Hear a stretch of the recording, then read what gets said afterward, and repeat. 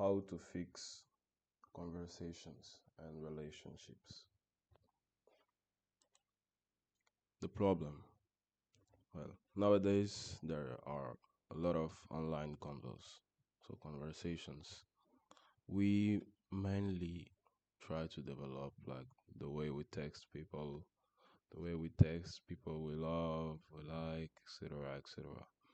But we do not concentrate on the real life conversations that are, as said here, the backbone of relations between humans. They are, they have always been the backbones, and they won't be over so soon. I don't want uh, people that I know, or even people that are watching this video, to only be like cool in text, but when we meet them in real life, they are basically hopeless. That they cannot uphold the conversations. That basically very shaming. So in order to be a functioning human being, you should be able to make real life conversations as interesting as possible. Most of us, as I mentioned, are awkward when it comes to having good and healthy exchange. Most of us will get heated in a subject that we like or dislike or things like that. So that's some things that we should avoid, and we'll try to develop the opposite traits. The solution, in one word, the mirror. You probably heard about repeating the actions and postures of others.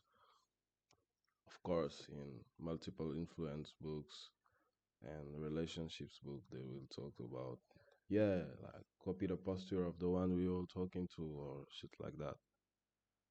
So I have two problems with this way of thinking. One, it is not good to copy someone that is getting very emotional, like heated, anxious, or sad, or any other negative emotions. People that shout all the time in conversations, and the interlocutor that isn't informed on the basis of how to upload conversations will be dragged by the bad energy of the one he's talking to, and the conversation will just turn very bad. And it not, I know personally that it's not a good thing to be in such conversations or even to be witness of it. And I think maybe people with have testimonies of it. Point two, it should be applied mainly with speech and topics, which is the point of this video. So let me explain. Mirroring speech, part one. You should be receptive to what the other wants to talk. There are topics that you crave to discuss with everybody. I know it's understandable. Everybody, each of us has multiple centers of interest, topics that we deeply care about, and we want to talk to people about it. But please remember that peoples are not alike. You will probably not meet someone who wants to discuss what you want to discuss at every point in life. Of course, I don't suggest that you forget your interests. Just find someone to talk about it. There are probably people in your surroundings, amongst your relatives, or even people that you should seek for that have similar interests. It's with them that I want you to talk about your interests, but not with the average Joe that you have among your relationships that doesn't care about finance or whatever the hell you like to think about and speak about, talk about. So for the majority of conversations, people don't really care about what you care about. And also, they want someone to exchange with. So they are like you. Don't forget that. People are like you. They seek a partner of conversation. So It will be your role to play the ideal listener. You will play that role. In a conversation, if everybody of the two or more people try to like to tag the conversations in their way on their topic, it will be a chaos. I want you to remember that. So the difference between you and them will be that you know the principle.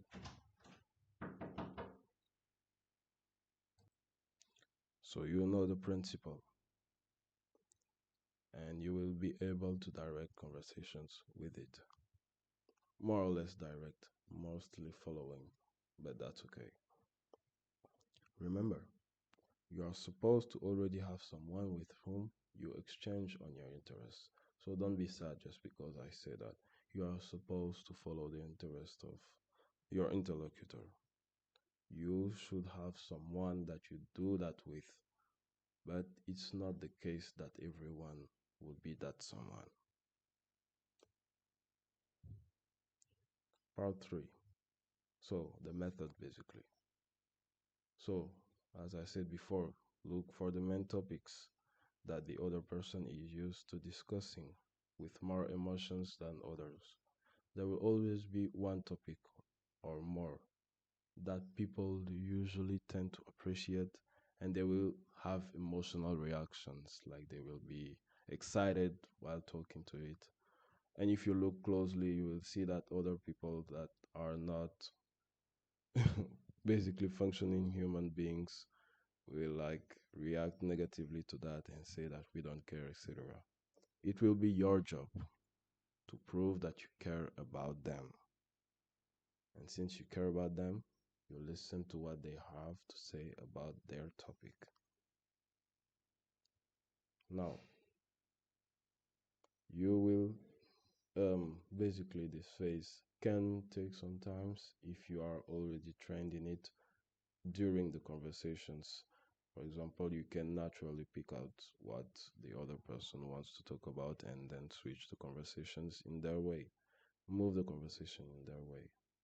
But basically, for most people, if they are new to this, they will have to have multiple conversations or even witness a conversation that the person we are talking about is having with others. Now ask them questions, but the trick is that you'll disagree. What do I mean by that? Use questions, well, not quite questions, but assertions that start by, but maybe it isn't so. Maybe this.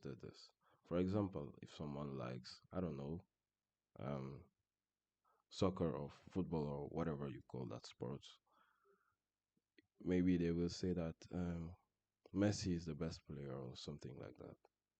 And you, even if um, you are not an expert in the domain, you can respond by saying, um, excuse me, maybe it isn't so.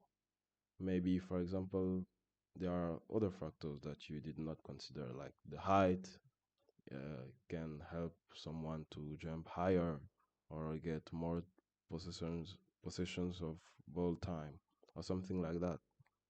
Just maybe random bits of knowledge that you put in your question, and the person will naturally feel that you are quite engaged, and they will respond to that, them being quote unquote expert in their domain.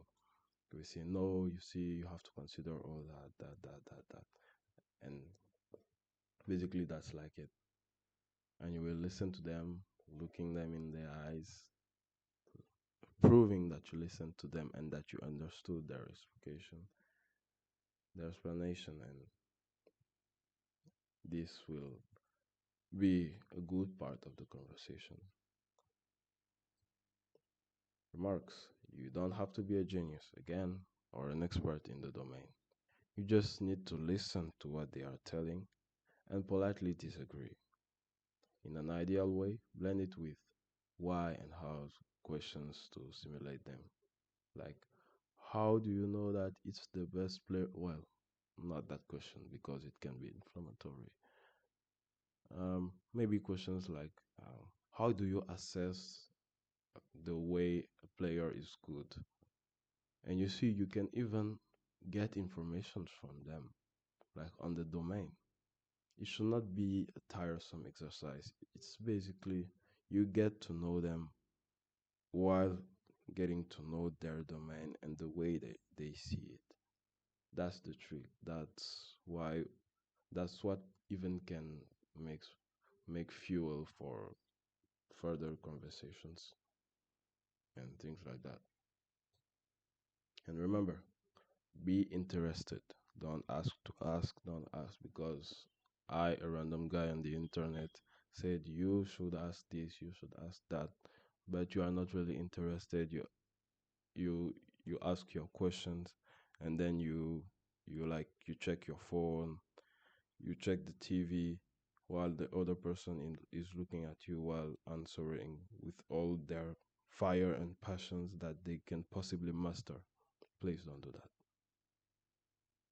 Listen to what they have to say, and if possible, ask them further questions, and that's all. Please, that's like human relationships 101. Don't get distracted in the conversation. Try to prove them that you are listening to them. That's all I am asking of you, and that's for the benefit of your relations. Please. Well, thank you for watching, and I hope that your relations may be positively affected by this information. Have a nice day or night.